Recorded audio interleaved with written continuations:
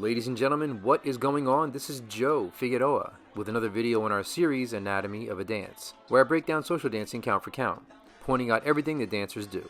In this week's video, I'm going to be talking about a very common movement done in salsa, something you have all either done or had done in a dance. What I'm going to focus on is some of the different ways leads choose to execute this and how follows respond.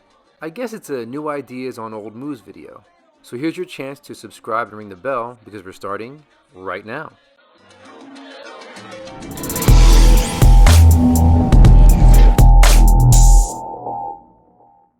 In salsa, there are two types of crossbody turns for follows: turning left, which would be counterclockwise, or turning right, which is clockwise.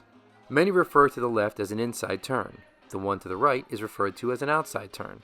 I call it a progressive turn. Now that we have that bit out of the way, let's get into this week's movement, the Apache.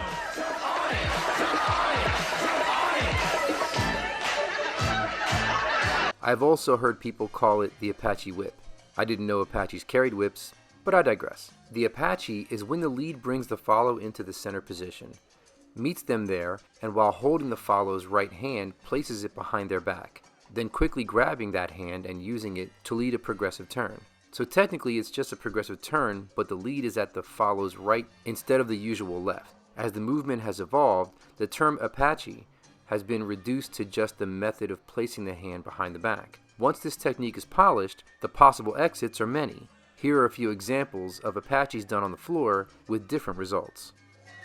This is me executing the Apache in its simplest form. I pick up Candace's right hand with my left after she crosses me, back break to create an elastic effect to have her meet me in the center. It should feel to her as if she's about to pass me. I bring the hand behind her back to her left side and pick it up immediately. The hand brought to this position is sometimes called a wrap.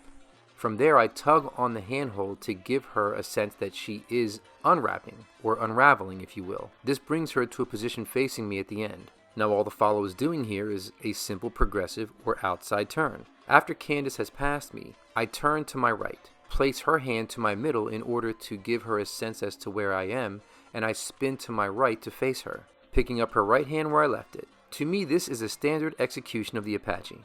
Here's Panayotis and Elena doing nearly the same thing. Did you see it?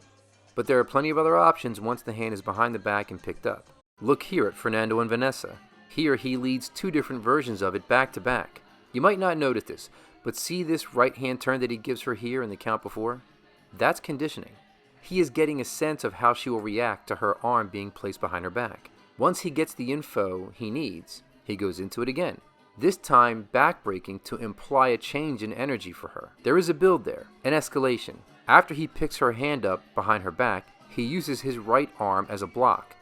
Steps past her as if he was going to the side she was in. This provides her with direction. She feels from the tight handhold and his arm barred across her middle that even though she will be turning to her right, it will not be traveling past her partner, but rather turn on the spot, which is just like the turn he led her into just before this, but then he changes it quite quickly. He leads her right hand turn on the spot, and as she completes it, he quickly puts his hand to her back, sending her left. This is difficult because it's happening within a count of 8. He already had her turn right. Now he sends her left to finish the count, releases her and steps to the position she was originally in to turn to his left. They meet face to face and Fernando picks her up to go into a crossbody lead, where he goes into the Apache technique again.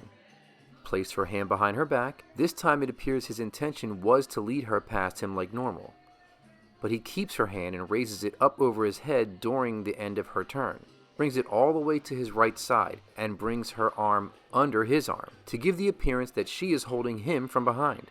Very well done. In this version we have Fadi and Lara. He open breaks after she crosses, picks up the hand and leads her past him to unwrap like I mentioned earlier. But what Fadi does is move toward her to be practically in her space. He implies a caress here, but he knows as good as she is, she would likely finish the caress quickly. So what does he do? Look here how he holds her wrist with his left hand, pulling downward, opposite direction to the raising of her hand he is doing with his right. This offers him complete control of the movement and its timing. He knows the music and wants the caress to coincide with the melody, making the raise for the caress incremental. Simple idea, but done very smooth. Here is a great version done by Super Mario and Mirto. Same basic principles, back break to create an elastic effect, meeting in the center of the line.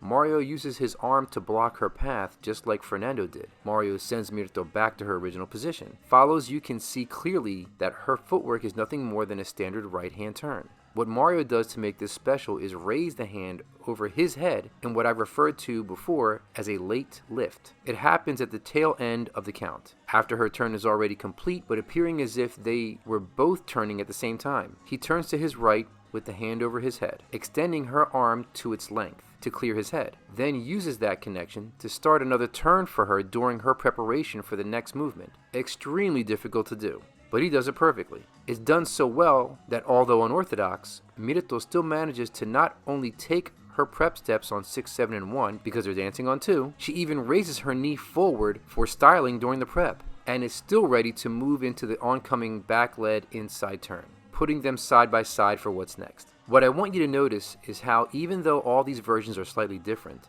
they all are led and followed with the exact same techniques. Practice the mechanics.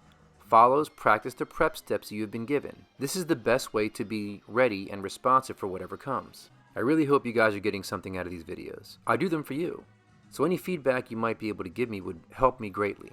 I want to put out content that viewers benefit from. So comments, likes, and even dislikes will help me to provide you with the best content I can. That's going to do it for me. I hope you guys enjoyed this video. If you like this, do me a favor and hit that like button, subscribe, and ring the bell if you haven't already. I'll see you in the next one, and remember, keep dancing.